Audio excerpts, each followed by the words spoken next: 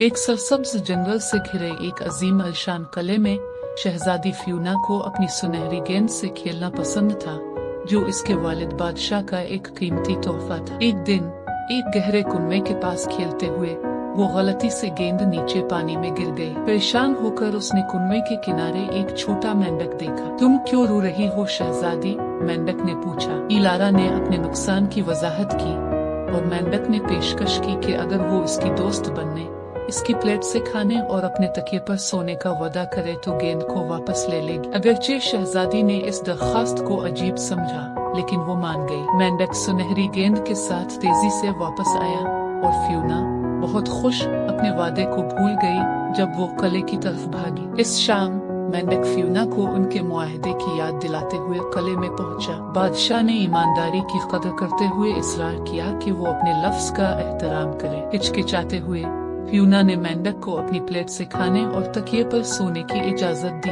वक्त गुजरने के साथ वो मेंढक का शौक बढ़ता गया, उसकी नर्म तबीयत की तारीफ करता रहा। एक रात प्यार से मुतासिर होकर उसने इसे बोसा दिया। फौरन ही मेंढक एक खूबसूरत शहजादे में तब्दील हो गया। शहजादे ने इंकिशाफ किया कि उसे एक शरीर चुड़ैल ने लानत भेजी थी और ये कि सिर्फ एक सच्चे दोस्त का बोसा ही जादू को तोड़ सकता है। फ्यूना की मेहरबानी के लिए शुक्रगुजार वो जल्द ही मोहब्बत में गिरफ्तार हो गए और शादी कर ली। बादशाही ने उनके इत्तेहाद का जश्न मनाया और वो हमेशा के लिए वादों और दोस्ती की ताकत को पसंद करते हुए खुशी खुशी जिंदगी बसर करते रहे।